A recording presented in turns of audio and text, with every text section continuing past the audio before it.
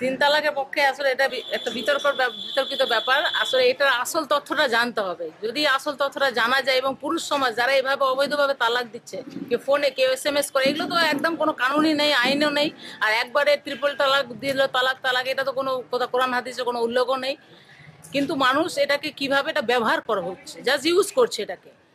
একটা পুরুষ শাসিত সমাজ তো চলেই আসছে। এখন মানুষের যে বিদ্যা বুদ্ধি, জানো না, যার শিক্ষা নেই সে অনেক কিছু করতে পারে, যার ভয় নেই, লজ্জা নেই, সে অনেক খারাপ কাজ করতে পারে। এই যে ব্যাপারটা হচ্ছে তাই, পুরুষ সমাজরা জানে না যে তালাক জিনিসটা কি।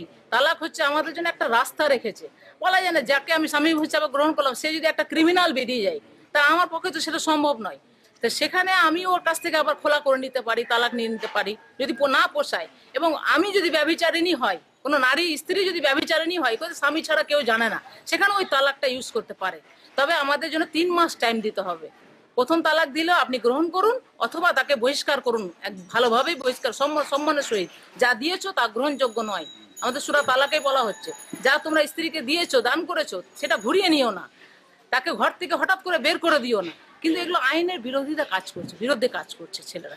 এটা তালাকে এরকম সুইটেবল নয়। এটা মেয়েদের জন্য খুব দুঃখকর ব্যাপার। এটা আমার জীবনে ঘটেনি, আমাদের জীবনে ঘটেনি বলে যে মানুষের বুঝবো না।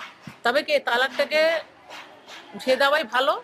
যে সহিভাবে, যেটা আল্লাহ যেভাবে নির্দেশ দিয়েছে সেভাবে যদি তালাক দেয়, তাহলে মেয়েরাও শান্তি পাবে, ছেলেরাও শান্তি পাবে।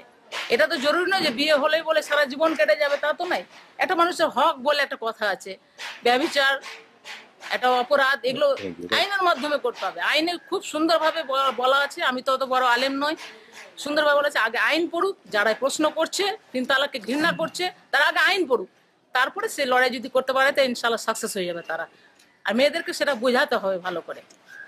আর জরুরি নয় কি মেয়েদের কথা শুনে আমি মেয়ে নিজে বলবো কি মেয়েরা তালাক প্রাপ্ত হয়ে বলে লাইন দিচ্ছে বলে আমি মেয়েদেরকে সাপোর্ট করবো, সেটাও না। এক হাতে তো তালি বাজে না।